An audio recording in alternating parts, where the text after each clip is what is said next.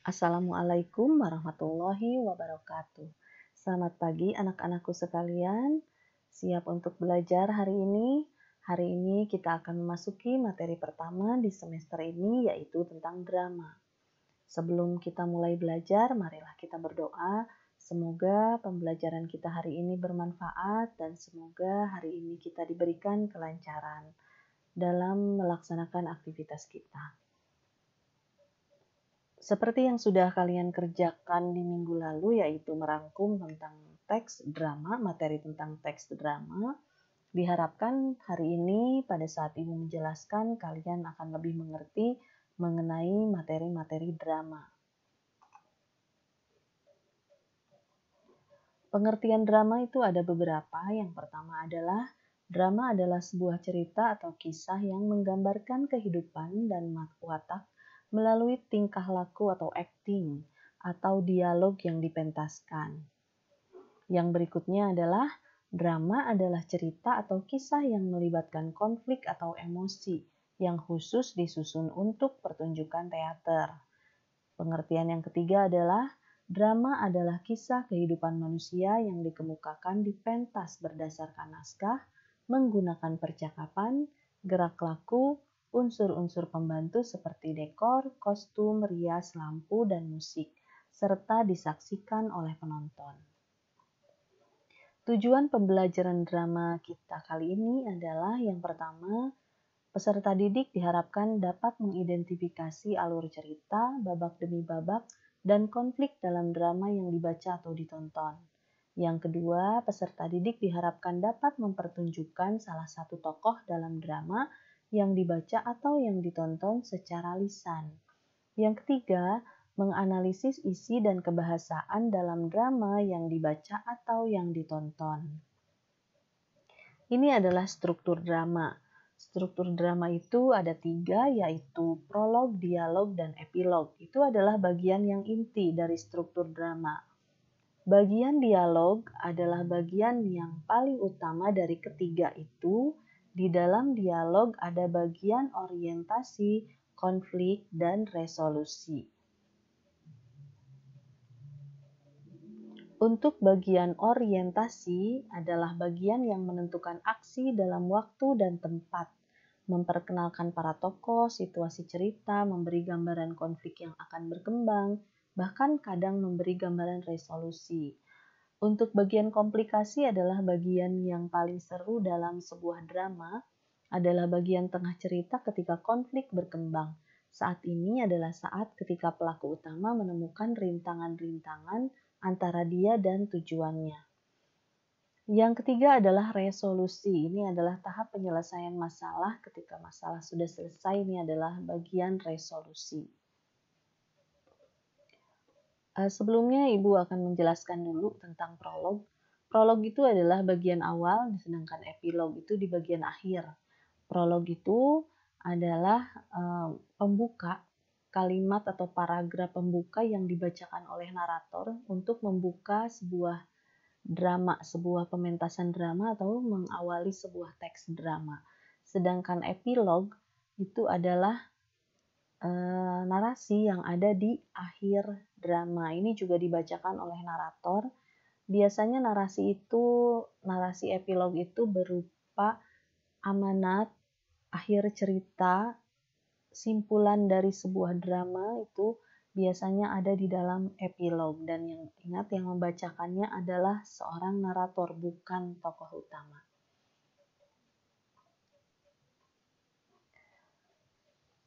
Penjelasan berikutnya adalah mengenai bentuk drama. Ada beberapa bentuk drama, jenis-jenis bentuk drama, penggolongannya juga berbeda-beda. Yang pertama adalah bentuk drama berdasarkan bentuk sastra cakapannya. Ada drama puisi dan ada drama prosa. Untuk drama puisi yaitu drama yang sebagian besar cakapannya disusun dalam bentuk puisi atau menggunakan unsur-unsur puisi. Jadi drama puisi itu berdialognya seperti berpuisi. Percakapannya juga seperti orang yang sedang berpuisi. Yang berikutnya adalah drama prosa, yaitu drama yang cakapannya disusun dalam bentuk prosa. Drama ini bentuknya mirip seperti cerpen, namun di dalamnya banyak dialog-dialog yang merupakan ciri dari drama, namun dituliskannya dalam bentuk prosa, seperti cerpen atau novel gitu. Yang berikutnya adalah bentuk drama berdasarkan sajian isinya. Ada drama tragedi, ada drama komedi, ada juga drama tragikomedi. Untuk drama tragedi, yaitu drama duka, drama ini menampilkan tokoh yang sedih atau muram. Drama komedi, yaitu drama ria atau gembira, drama yang sifatnya menghibur, namun bisa juga sifatnya itu menyindir secara lucu, tapi akhirnya tetap berakhir dengan bahagia. Dan yang ketiga adalah drama tragikomedi, drama duka ria. Drama ini menggunakan alur duka cita tetapi berakhir dengan kebahagiaan. Yang berikutnya adalah bentuk drama berdasarkan kuantitas cakapannya. Ada pantomim, mini kata, dialog, dan monolog. Drama yang paling umum adalah drama dialog monolog karena ini paling lengkap, ada percakapan antara dua orang atau lebih dan juga ada percakapan ketika tokoh itu sedang berbicara sendiri, itu disebut dengan monolog. Yang pertama adalah pantomim. Pantomim itu drama tanpa kata-kata. Semua yang ingin diungkapkannya itu disampaikan melalui gerakan. Dari gerakan itu kita bisa tahu dia sedang sedih, marah, gembira, atau dia sedang melakukan sesuatu. Itu semua kekuatannya dari gerakan. Sedangkan yang mini kata, drama ini menggunakan sedikit sekali kata-kata. Ini juga bisa dibantu dengan gerakan dan juga bisa dibantu dengan tarian-tarian juga bisa. Pokoknya drama mini kata ini hanya terdiri dari sedikit sekali kata-kata. Yang berikutnya adalah bentuk drama berdasarkan pengaruh unsur seni yang lain. Yang pertama adalah opera, kedua sendra tari, dan yang ketiga adalah tablo. Untuk opera, ini terpengaruh dengan seni musik atau seni suara. Drama ini menonjolkan seni suara atau musik.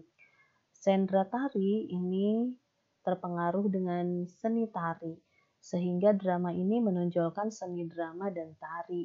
Ini kalau kalian lihat di Bali atau di Jawa Tengah, di daerah Sunda juga suka ada tarian-tarian yang bercerita tentang sebuah kisah. Itu namanya sendra tari. Misalnya tari Kijang, di Bali juga ya ada tari Barong, itu menjelaskan sebuah kisah. Sehingga disebut drama juga, drama yang menonjolkan seni drama dan tari. Yang ketiga adalah tablo. Ini juga kalian banyak yang menanyakan tentang drama tablo. Ini terpengaruh dari seni patung dan seni lukis. Tidak ada gerakan, tidak ada dialog. Kebanyakan itu mengandalkan kekuatan dari fisik, misalnya kalau berbentuk manusia itu dirias, lalu dia diam tanpa ekspresi, namun kita bisa menerjemahkan semua itu menjadi sebuah cerita. Atau seni patung, bisa juga seni lukis yang bercerita tentang sesuatu, itu namanya drama tablo. Ini mungkin tidak begitu umum ya untuk kalian, karena memang jarang sekali hal yang seperti ini. Ini adalah bentuk-bentuk drama yang lain, jenis drama. Yang pertama adalah drama absurd. Drama absurd itu mengabaikan semua konvensi drama. Misalnya drama itu harus ada prolog, ada epilog, dialog, sedangkan dia berbeda sendiri. Atau drama itu tokohnya harus berapa, sedangkan membuat drama yang tokohnya sendiri. Sebetulnya itu absurd. Terus tema-tema, terutama ini yang sangat menonjol adalah dari tema-tema. Kalau temanya yang tidak lazim, itu juga disebutnya drama absurd. Yang berikutnya adalah drama baca. Drama baca ini hanya cocok untuk dibaca. Kalau untuk pengertian ibu, drama baca di sini ya kalau kita membaca teks drama itu drama baca. Ketika kita membaca sebuah teks drama, kita sudah memahami jalan ceritanya, tokohnya siapa, protagonis antagonisnya siapa. Tapi kita hanya membaca begitu, itu disebut drama baca. Ya mungkin ada beberapa teks drama bukan tidak cocok, tapi belum disetting untuk ditampilkan. Yang berikutnya adalah drama borjuis. Drama borjuis ini bercerita tentang kehidupan kaum bangsawan. Yang berikutnya drama domestik. Drama domestik ini menceritakan kehidupan rakyat. Drama duka menggambarkan kejahatan atau keruntuhan tokoh utama. Jadi yang digambarkan itu adalah kejahatan-kejahatan dan juga tokoh utamanya itu tidak menang atau tidak happy ending sehingga disebutnya drama duka. Yang berikutnya drama liturgis. Pementasan dalam upacara kebaktian gereja. Jadi dramanya ini digunakan sebagai salah satu media untuk menyampaikan cerita-cerita atau kisah-kisah dalam agama tertentu ya. Terutama ini kalau di gereja berarti di agama Kristen gitu. Jadi melalui drama liturgis dipentaskan dalam upacara kebaktian gereja, diharapkan mungkin akan lebih dimengerti jadi kisah-kisah keagamaannya. Yang berikutnya adalah drama satu babak. Kalau kalian lihat ada drama yang naskahnya itu satu buku terdiri dari beberapa adegan, beberapa babak dan adegan. Kalau drama satu babak ini hanya terdiri dari satu babak dengan alur yang ringkas. Yang terakhir adalah drama rakyat. Ini berbeda dengan drama domestik. Kalau drama domestik itu menceritakan kehidupan rakyat. Kalau drama rakyat berkembang sesuai dengan festival rakyat. Jadi kalau drama domestik menceritakan tentang rakyat, drama rakyat itu yang mengadakannya adalah rakyat. Jadi sebuah kegiatan festival rakyat lalu di dalamnya berisikan tentang drama, itu disebut drama rakyat. Mungkin dulunya pernah ada hal-hal yang seperti ini, ada kegiatan rutin dalam sebuah kebudayaan, membuat festival yang di dalamnya ada pementasan drama. Hal yang paling penting juga untuk kalian pelajari adalah unsur-unsur drama. Unsur drama yang dibahas kali ini adalah latar, penokohan, dialog, tema, pesan, atau amanat. Kita lihat bagannya seperti ini. Di dalam latar itu ada latar tempat, latar waktu, dan latar suasana. Latar tempat tentu saja di mana peristiwa atau cerita dalam drama itu terjadi. Kalau waktu itu kapan terjadinya, dan suasana itu bisa suasana mengharukan, menggembirakan, atau juga bisa suasana di suatu daerah yang berkaitan dengan budaya atau kebiasaan-kebiasaan masyarakatnya. Untuk penokohan ini ada tokoh idaman, tokoh gagal, tokoh statis, dan tokoh berkembang. Kalau tokoh idaman ini lebih dekat pengertiannya pada tokoh protagonis atau tokoh utama ya. Tokoh protagonis.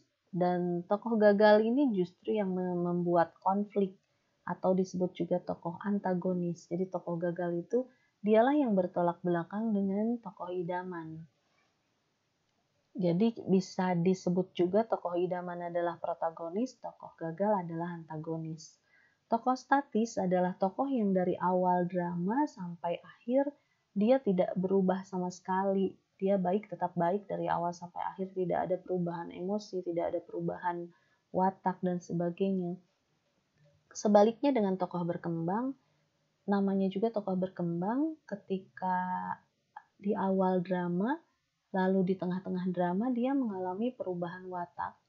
Misalnya tokoh yang tadinya baik berubah jadi jahat atau sebaliknya. Tokoh yang tadinya jahat berubah menjadi baik, itu disebut tokoh berkembang.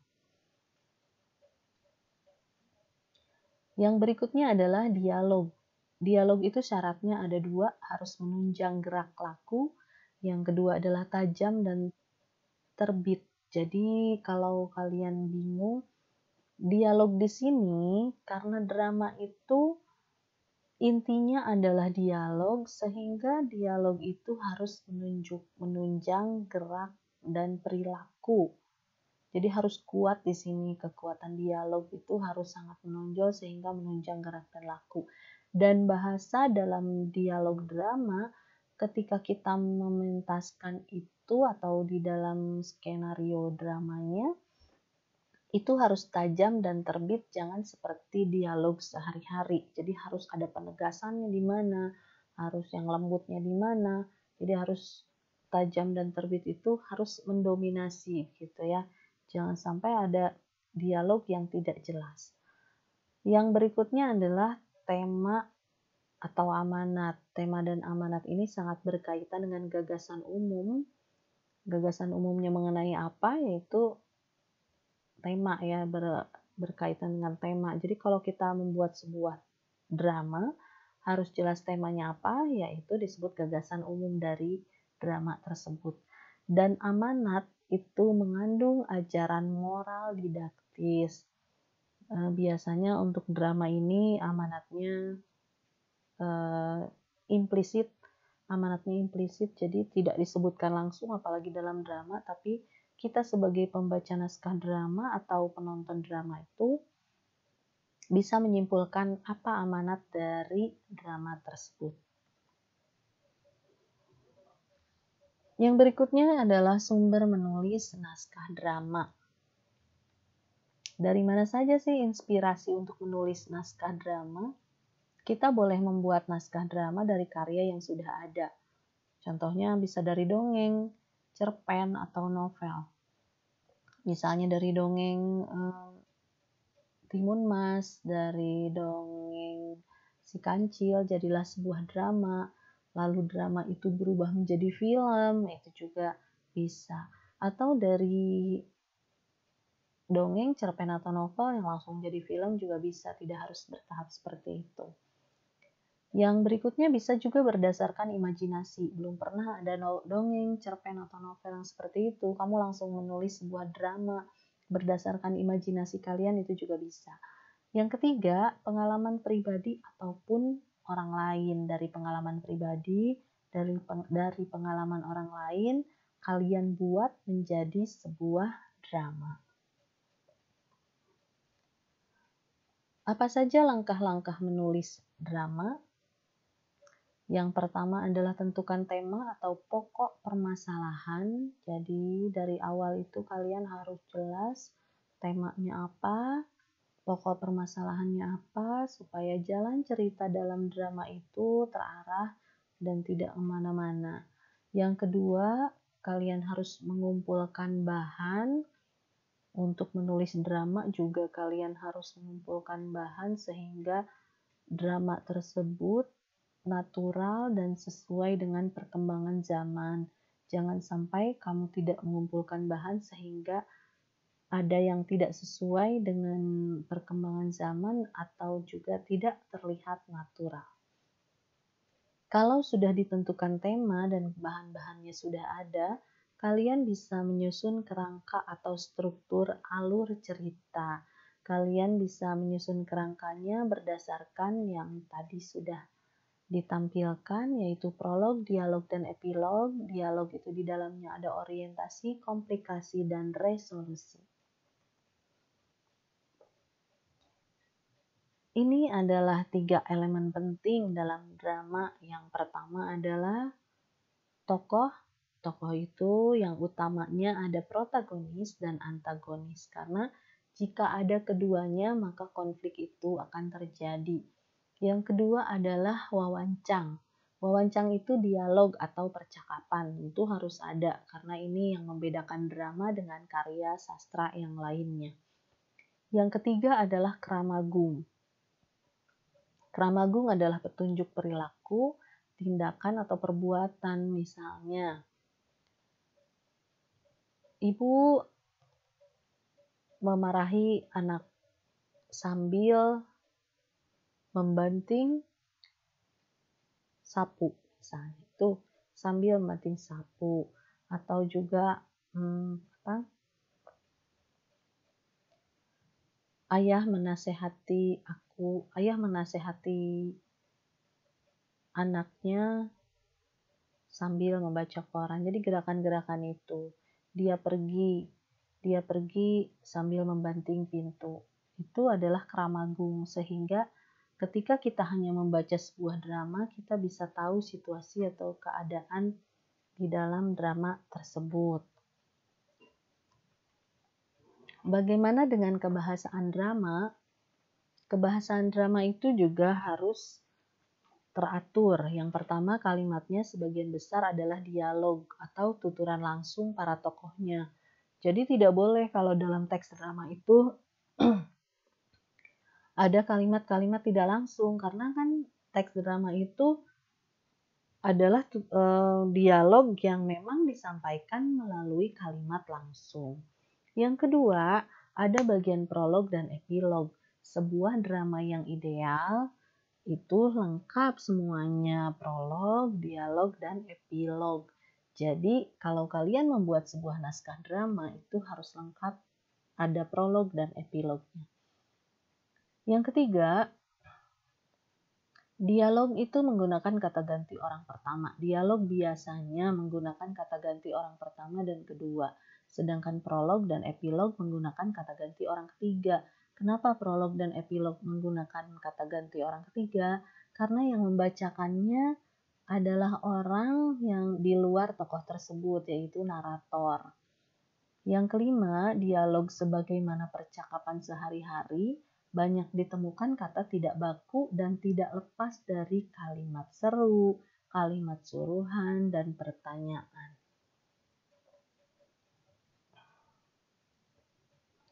Ciri-ciri kebahasaan drama ada 4 di sini. Yang pertama adalah menggunakan konjungsi kronologis.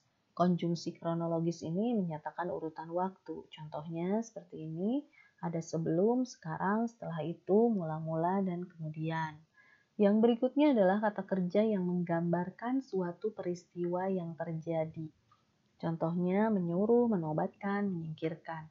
Dan yang ketiga, kata kerja yang menyatakan sesuatu yang dipikirkan atau dirasakan tokoh. Tokoh tersebut merasakan, menginginkan, mengharapkan, mendambakan, mengalami. Jadi itu yang dipikirkan atau dirasakan tokoh. Yang keempat, menggunakan kata sifat untuk menggambarkan tokoh, tempat, atau suasana.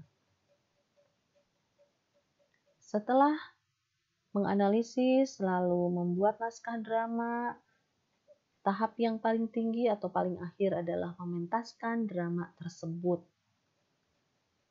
Caranya adalah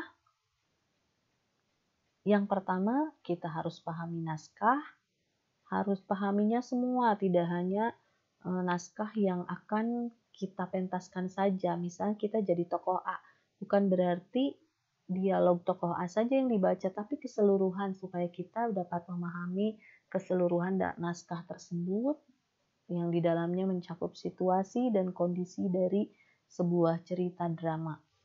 Dan karakter tokoh yang akan kita perankan secara khusus ya. Setelah memahami keseluruhannya, lalu kita pahami karakter tokoh yang akan kita perankan sehingga akan menyatu ke dalam drama tersebut, maka kita akan dapat memerankan tokoh tersebut dengan baik.